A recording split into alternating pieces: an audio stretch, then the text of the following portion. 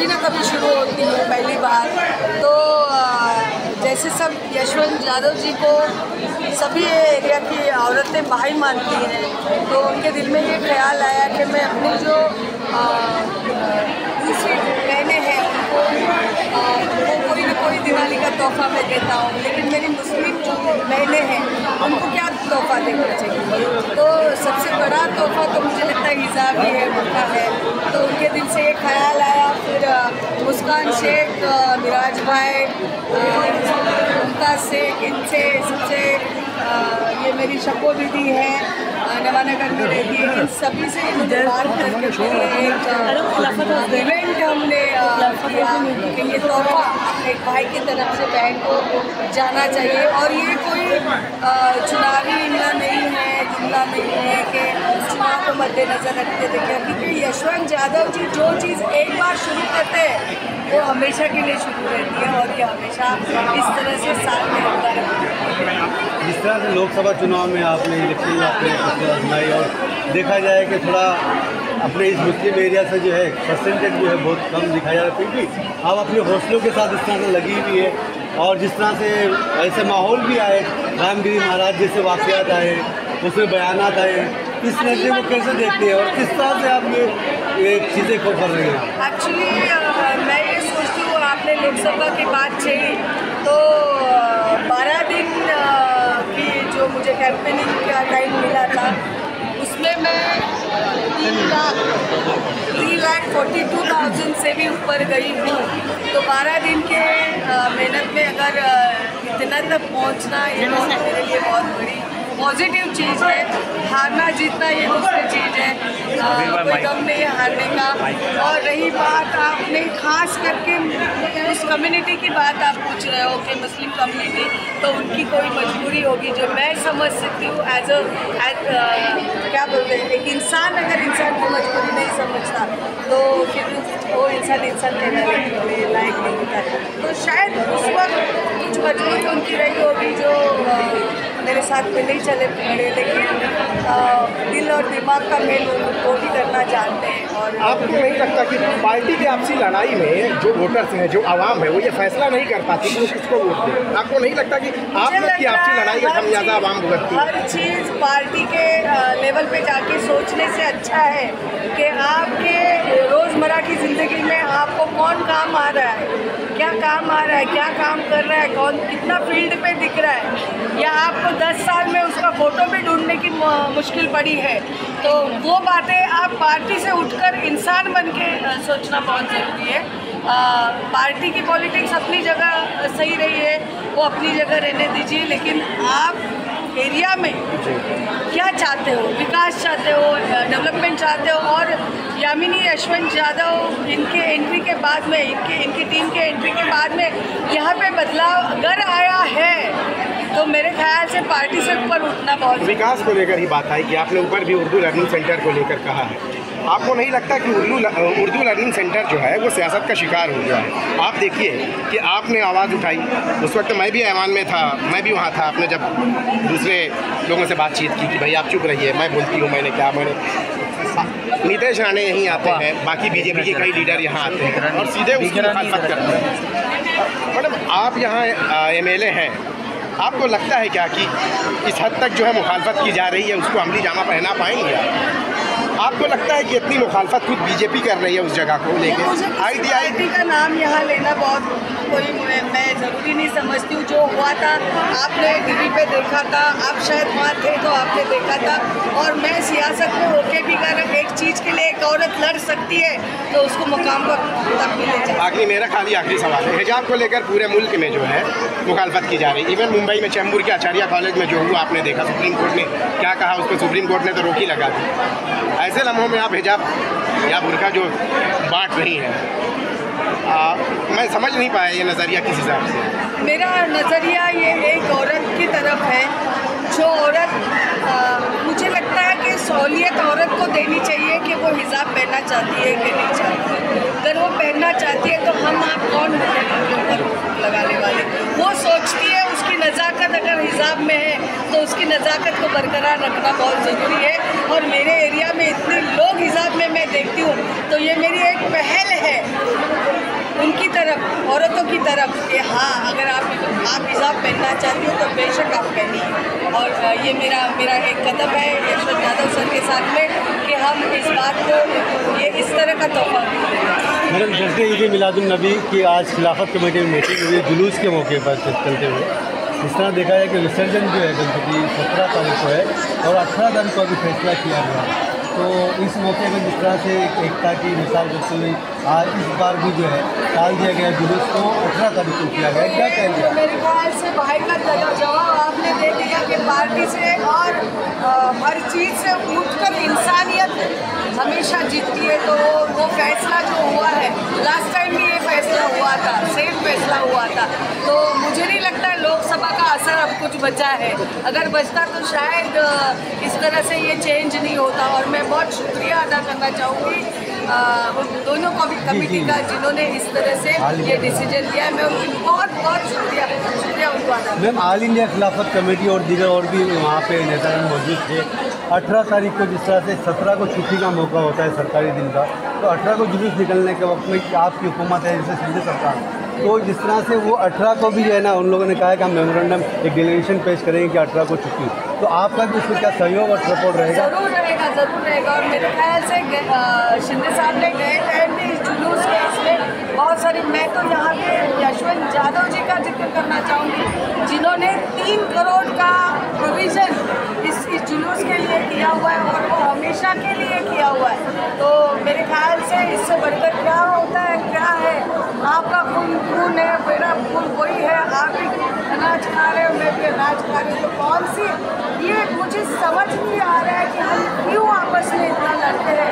क्योंकि जब अंग्रेज़ हम पे राज कर रहे थे तो हमने ये सोचा कि तू हिंदू है, तू मुसलमान है, ये गुजराती है, ये कहाँ से, बंगाल से आया है।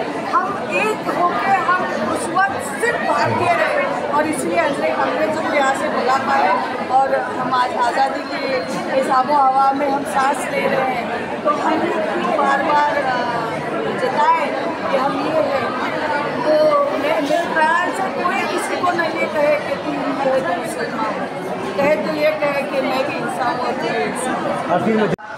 डिस्ट्रीब्यूशन लिया है, तो ये कोई ऐसा इसमें चुनावी इमला है नहीं, ये पहली बात मैं क्लियर करना चाहूँगी।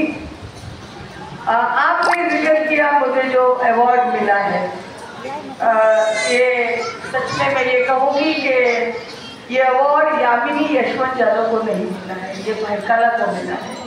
क्योंकि इस भाईकाला ने 2019 में मुझे उस तक पहुँचा के जो इतिहास बनाया है, उस इतिहास की वजह से मुझे मौका मिला और ये मैं कर पाई।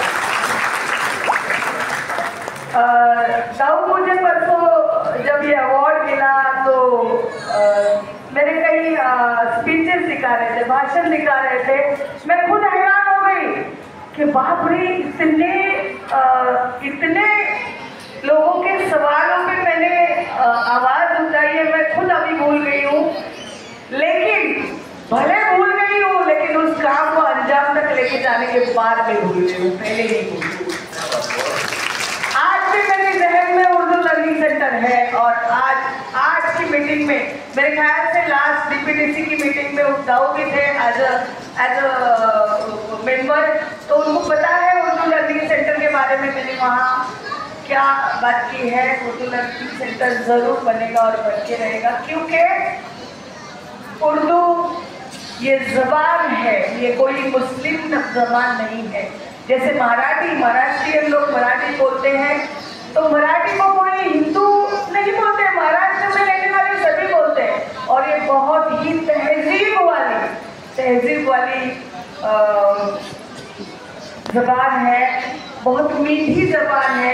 तो ज़रूर इस इलाके में, इस हल्के में उर्दू लर्निंग सेंटर बन के रहेगा, ताकि मेरी जो बेटियां हैं जो आगे बैठी हैं, जिनको उर्दू में PhD करनी होगी, उर्दू सीखना होगा नई तरीके से। मैं तो सोच रही हूँ जिस वक्त ये उर्दू लर्निंग सेंटर शुरू होगा तो पहला एडमिशन मैं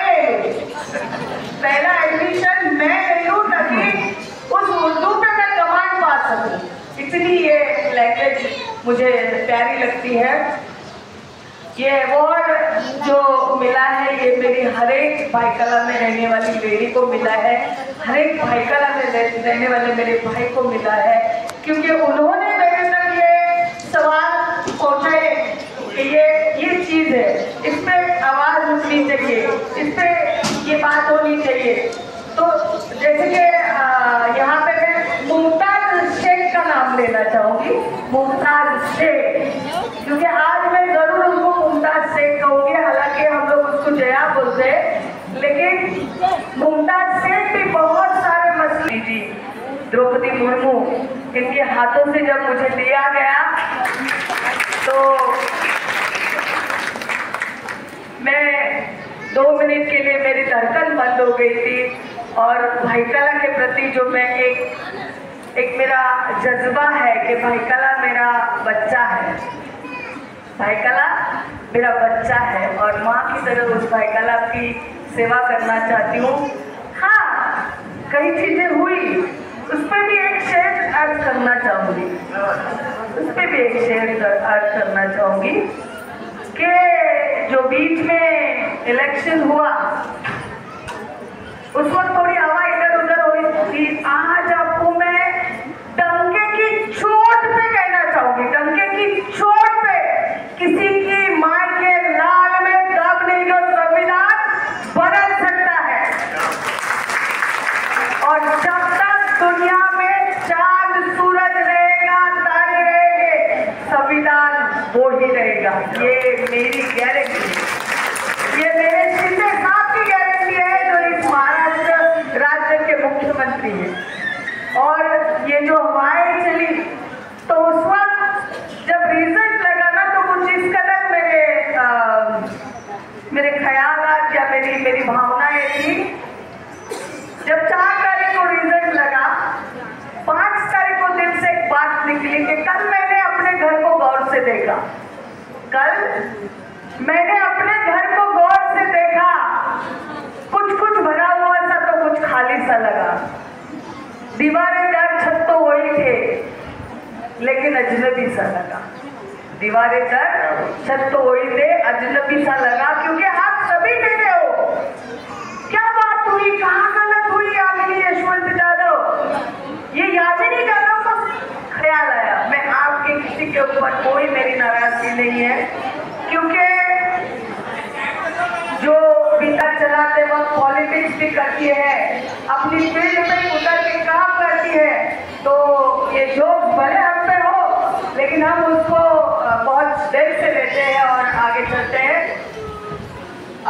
दूसरी चीज है लाडली बहन, मुख्यमंत्री माझी लाडली बहन, आप सभी को मैं कहना चाहूँगी कि वहाँ पे थोड़ा झगड़ा इस बहन ने भी किया, हालांकि मुझे 13,000 नहीं मिली क्योंकि मेरे रेजिस्ट्रेशन कार्ड वाइट है, लेकिन आप सभी के लिए, क्योंकि जब ये सदन में बात हुई तो 1 महीने का 1-1.5 महीने का सिर्फ पीरियड था, उसमें 22 साल से 60 साल था, हमने झगड़ा करके वो 65 साल की है।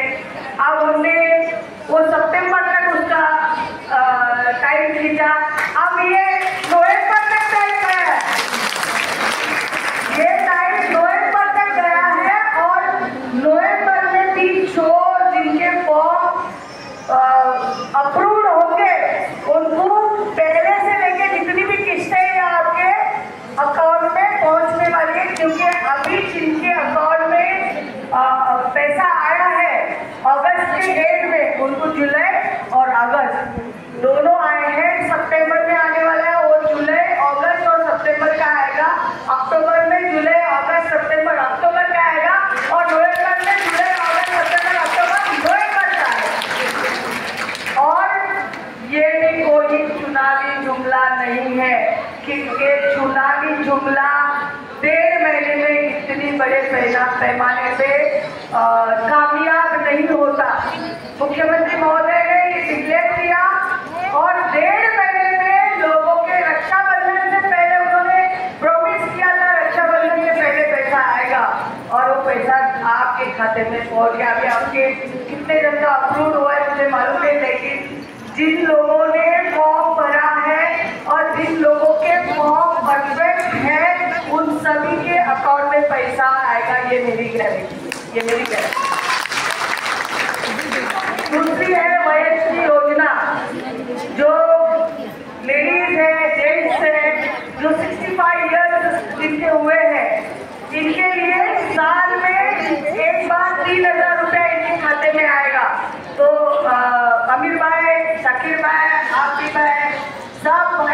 इस पे ध्यान दो, क्योंकि हर तरफ मैं खुद आगे काम नहीं कर सकती। जैसे अपनी लाडली बहन की योजना आप लोगों ने बहुत जोरों शोरों से चलाई, उस तरह से ये भी योजना करने की बहुत ज़रूरत है। अन्नपूर्णा ना, अन्नपूर्णा योजना, जिनके पास येलो रेशन कार्ड है, इनको डायरेक्टली साल में 3 सिलेंडर फ्री मिलने वाले हैं, 3 सिलेंडर फ्री मिलने वाले हैं। तो इसका भी जो प्रोसीजर है भाई लोगों को समझाओ, शाखा में जब आएंगे तो इनको समझाओ। और बहुत सारी योजनाएं महिलाओं के लिए हैं, शुरू की है। और ये कोई दोबारा कह रही हूँ चुनावी जुमला नहीं है, तो चुनाव होने के बाद में बंद होने वाला है, ऐसा कुछ नहीं है। यामिनी यादव जब तक जिंदा है तब तक तुम्हारे अकाउंट में 1,500 महीने का आएगा। बल्कि मैं तो बोल रही हूँ कि दोबारा अगर सदन में जाओगी तो 1,500 के 2,000 भी हो सकते हैं। तो बस आप सभी को, आप इतनी बड़ी तादाद में आज यहाँ पे जमा हुए हैं और जिन्होंने इसके पीछे मेहनत की है, मैं सभी की आज सराहना करती हूँ। और सभी को बहुत बहुत शुक्रिया कहते हुए आपसे इजाज़त लेती हूँ। कि हर एक को लगता होगा अरे मेरा बुर्का, मेरे बुर्के में कौन सा कचीरा है, मेरे हाथ के ऊपर है कि गले के ऊपर है। ये हर एक का, ये तो नेचुरल है, इसमें कोई गलती नहीं। अभी मुझे मेरे भाई ने कभी साड़ी दी ना भावबीज में, तो भाई क्या होता है मालूम है, भाई के सामने देखने के लिए थोड़ा शर्म आती है, लेकिन फिर भी भाई वहाँ होते होते चुपचाप खोल के देख रहे, ठीक है ना, कलर बराबर है ना। तो ये तो फितरत है हमारी और होना भी चाहिए। तो हर एक को यशवंत यादव साहब की ये भेंट, ये तोहफा, इसकी मुबारकबाद देती हूँ। और ऐसा ही प्यार, ऐसा ही विश्वास, क्योंकि अगर आप हम पे विश्वास रखोगे तो प्यार अपने आप हो जाएगा। प्यार की जगह विश्वास होता है ऐसे जरूरी नहीं, लेकिन विश्वास की जगह प्यार हमेशा होता है। तो आपका प्यार हमारे लिए बहुत बहुत मायने रखता है। और सभी का आशीर्वाद, दुआ, नमाज में जब आप बैठोगे तो ज़रूर यामिनी यादव और यशवंत यादव इनका नाम लेके आप दुआ में याद करना। आप लोगों ने यहाँ बुलाया, मुस्कान, आप लोगों ने जो मुझे यहाँ इज्जत दी है, इसलिए बहुत बहुत शुक्रिया। और ये मकाम आखिरी नहीं है, ये मकाम आखिरी नहीं है। एक गज़ल का एक लास्ट वाला मुखड़ा अंतरा है जो यहाँ पे कहना चाहूँगी कि ये एक शहर की मुलाकात भी गनीमत है, ये एक शहर की मुलाकात भी गनीमत है। किसे है कल की खबर, थोड़ी दूर साथ चलो। क्या बात है, कठिन है राह गुजर, थोड़ी दूर साथ चलो। बड़ा कड़ा है सफर, आप सब थोड़ी दूर साथ चलो। बहुत बहुत शुक्रिया यामिनी मैडम। बात हो रहे हैं और बहुत बड़ी बात अभी उन्होंने मैडम ने कही थी कि संविधान नहीं बदलेगा तो नहीं बदलेगा। और ऐसे हालात में हुकूमत वक्त में रहकर पुरखा बांटना एक दिलेरी का काम है। मैंने कहा ना, आप अपने नेता को उनकी काविशों से पहचाने, उनके एक्टिविटीज से पहचाने, उनके कारनामों से पहचाने। अगर देखना है किसी को कारनामे तो हमारी यामिनी को देखना पड़ेगा।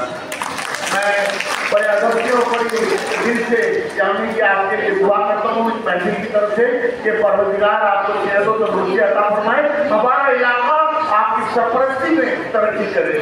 शाकिर भाई बहुत बहुत शुक्रिया ताज भाई। सबसे पहले तो मैं कुछ लोगों के नाम लेना भूल गया था, जिनका शुक्रिया अदा कर रहे हैं इस प्रोग्राम के लिए। कितने फॉर्म भरे थे, किस किस के फॉर्म भरे थे? अभी लाडली बहन योजना का फॉर्म चल ही रहा है, उसी में जो 65 साल के ऊपर वाले उनका योजना का फॉर्म आ गया, फिर 3 सिलेंडर फ्री वाला फॉर्म आ गया। उसके बाद अभी मुझे मालूम पड़ा है कि जो ग्रेजुएट है, जो 12वीं पास है, उनके लिए एक योजना 6,000 रुपया मंथली को आएगा। फिर जो 14वीं पास है उनके लिए 8,000 रुपये की कोई स्कीम है। जो जिन्होंने ग्रेजुएशन की कंप्लीट किया उनके लिए 10,000 रुपये की स्कीम है। तो ये स्कीम पे स्कीम अगर चलती रही तो हम लोग सिर्फ फॉर्म ही भरते रह जाएंगे। ठीक है, हम अब बुर्का बांटने का प्रोग्राम करेंगे। हर शाखा से 5 लेडीज को हम आगे बुलाएंगे जिनके हाथ में यामिनी मैडम अपने हाथ से बुर्का देंगे। उसके बाद फिर बाकी बुर्का हम लोग बांटेंगे ताकि वो घर जाकर आराम कर सके। तो मैं यामिनी मैडम से गुजारिश करूंगा कि वो आगे आ जाए और आप लोग आ जाए। सैफ भाई पीछे से एक थैली लेकर के, समझ भाई शाखा नंबर 7 से पहले आ जाए सब लोग। शाखा नंबर 207 जया बहन, हमारी जया बहन, इनको जया बहन बोलते हैं लेकिन इनका नाम मुमताज शेख, इनका नाम जया बहन। अभी मैं कंफ्यूज था कि आपको जया बहन बोलूँ, जया गांगुड़े बोलूँ कि मुमताज शेख बोलूँ। ये भी हमारे साथ मौजूद रहते इस प्रोग्राम में। इन्होंने भी बहुत मेहनत की है। अश्विनी ताई ने भी बहुत मेहनत की है इस प्रोग्राम के लिए। सुबह से बेचारी आके अपनी ऑफिस में बैठी थी।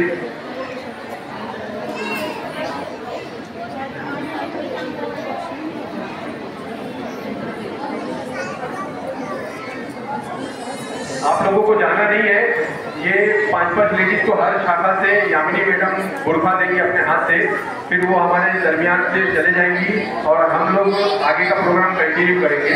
जिन लोगों को बुर्का देना है उसको हम अपने हाथ से देंगे। तो शाखा नंबर 207 सबसे पहला बुर्का यामिनी मैडम के हाथ से जो लेडी को दिया जा रहा है।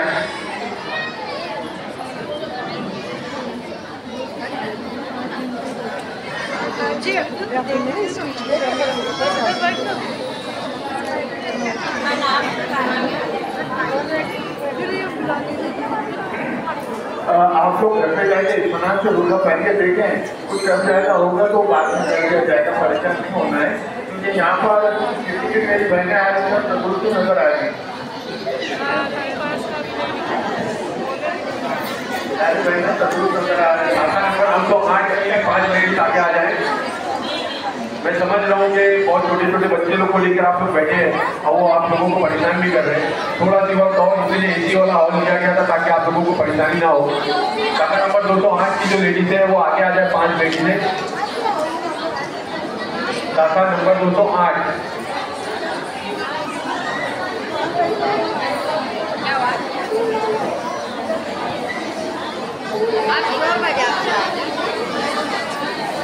शाखा नंबर 208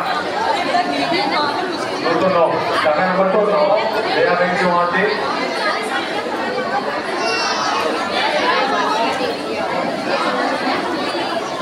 208 की शाखा आप 210 ठीक है। 208 211 की ज्यादातर लेडीजों को तो हम लोग जानते हैं। 208 की लेडीज लोग आगे आ जाए माशाल्लाह की।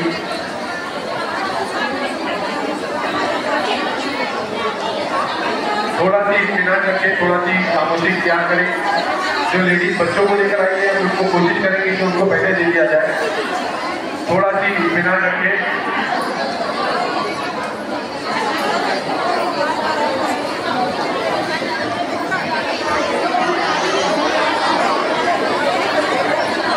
एक बहुत खुशखबरी की बात है, जैसे कि यामिनी मैडम ने आपको बताया कि वो असेंबली में दोबारा जाएंगे तो 1500 को 2000 करने की कोशिश करेंगे और ये पैसा आपके अकाउंट में हमेशा आते रहेगा, चाहे कुछ भी हो जाए ये पैसा आएगा। उसी तरह से अभी एक बहुत खुशखबरी की बात मेरे कानों में आई है कि ये बुर्का डिस्ट्रीब्यूशन हर साल आपको यामिनी मैडम के हाथ से इसी तरह से बांटा जाएगा। ये पहला साल है हमारा। इंशाल्लाह आप लोग दुआ करेंगे, आप लोग साथ देंगे। यामिनी मैडम को 3रा 4था 5वां 6ठा अवार्ड अगर दिलाएंगे माइकल्ला की तरफ से तो इंशाल्लाह ताला। मैं ये कहना चाहती हूँ कि जैसे मैंने कहा ये कोई चुनावी जुमला नहीं है, तो चुनाव आया करके हमने स्टार्ट किया है। ये हर साल आपका यशवंत जो भाई है उनके यहाँ से आपको तोहफा पहुँच जाएगा। और आपको मैं बताता चलूँगा, अगली बार जो बुर्का होगा उसमें जेब भी होगी और जेब में कुछ रकम भी होगी।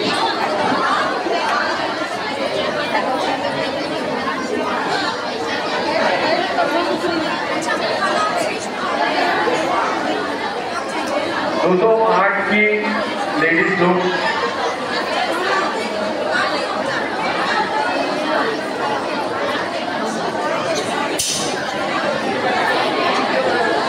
बड़ी खुशी की बात है और अच्छा भी लग रहा है कि यामिनी जी आज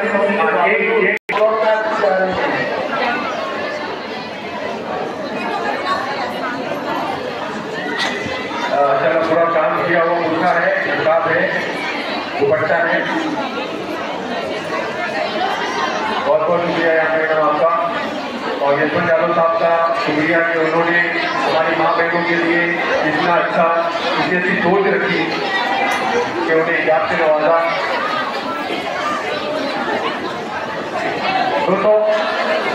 210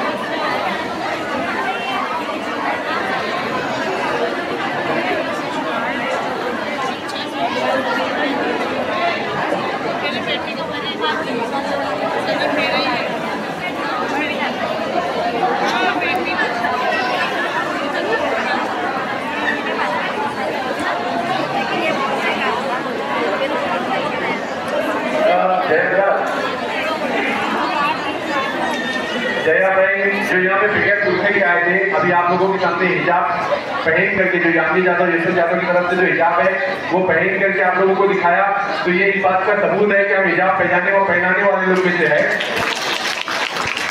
ये जया भाई फिगर हिजाब के आए थे और इन्होंने हिजाब पहना है। क्या भाई ये हिजाब की खसूसियत ये है कि जो बच्ची का पहने उसकी शादी बहुत जल्दी हो जाए इंशाल्लाह।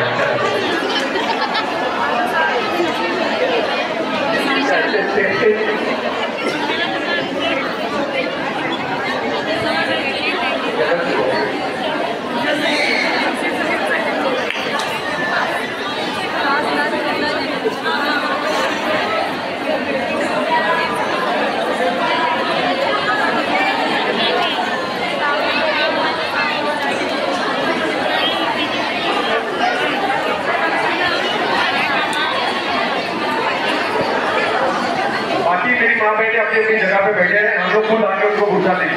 बड़ा मेहरबानी प्लीज, थोड़ी सी रिक्वेस्ट है, उनकी तबीयत खराब है, बहुत ज्यादा भीड़ ना करें यानी मैडम के पास। बड़ा मेहरबानी 2 से 5 लोग और यहाँ पे स्टॉप कर दो। आयशा पे स्टॉप करेंगे हम, आयशा जाए 212 यहाँ पे 5 स्टॉप कर दो। यहाँ पे 5 स्टॉप, बाकी और लोगों को मन तो वहाँ से किसी को भी ठीक है। खत्म हो गया विराट भाई।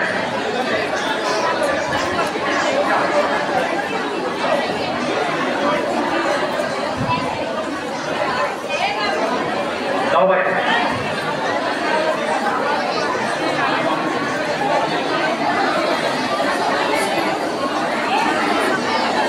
मेहरबानी स्टेज पे ना जाए, बराए मेहरबानी। जाने वाले की तबीयत खराब है, आप लोग अपनी जगह पे बैठे। हम लोग अपने 212 ये 211 है, 211 है, 212 इसके पीछे। मैडम भाई 212 हो जाए तो हमारी मैडम को जाने की इजाजत देना, उनकी तबीयत भी जरा जी आयशा के बाद कोई नहीं जाएगा, तो हम लोग अपने काम को अंजाम देते रहेंगे। 212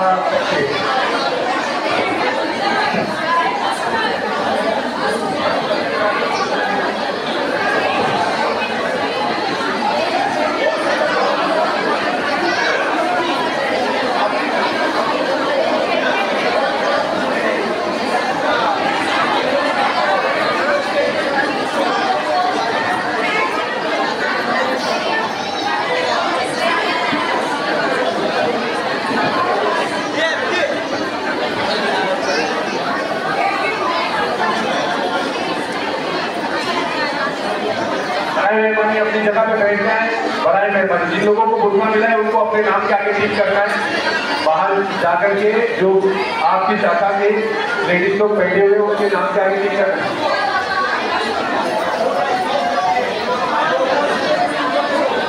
आगे